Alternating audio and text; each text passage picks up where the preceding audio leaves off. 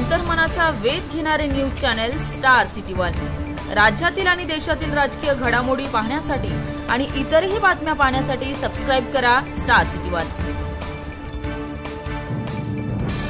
उपजिल्हाध्यक्ष म्हटले की अजित पवार यांना भाजपमध्ये सोबत नका घेऊन त्यांच्यामुळे नुकसान झाले असे थेट सुरुवातीला जेव्हा पक्ष फुटला तेव्हा आम्ही म्हणालो होतो भाजप लोक नेत्याला कधीही जास्त दिवस जवळ ठेवत नाही आणि ठेवलं तरी त्यांची ताकद राजकीय ताकद ही कमी केली जाते।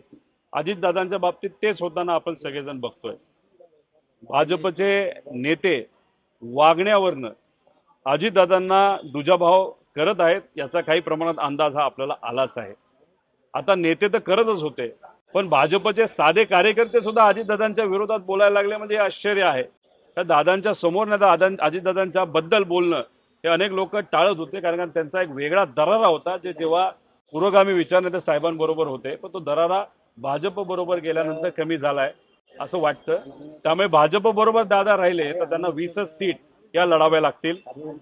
पण मग एक रणनीती भाजपची आणि दादांची असू शकते नाही तर भाजपची असू शकते की दादांना वेगळं करायचं आणि दादांच्या कडनं प्रत्येक ठिकाणी वेगळा उमेदवार उभा करायचा आणि तो उमेदवार कुठेतरी आदरणीय पवार साहेबांचा जो पक्ष आहे त्या पक्षाचे जे उमेदवार असतील त्या उमेदवाराचे मतं खाईल असं रणनीती भाजपची असावी।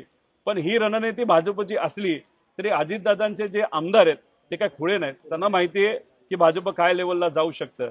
त्यामुळे भाजपने काही विचार केला तरी आमदार त्यांचा विचार त्या ठिकाणी करतील आणि येत्या काळामध्ये आपल्याला अजितदादांची अजून राजकीय ताकद कमी भाजप करत असताना बघायला मिळेल।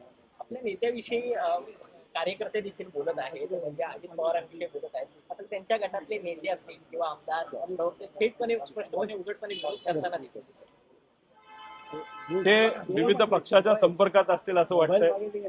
कुणी भाजपच्या संपर्कात असेल, कुणी शिंदे गटाच्या संपर्कात असेल, कुणी आमच्या संपर्कात असेल। त्यामुळे ज्या पद्धतीने ते पूर्वी दादांची बाजू घेताना आपण बघत होतो लोकसभेचे इलेक्शन झाल्यानंतर तसं काय होताना दिसत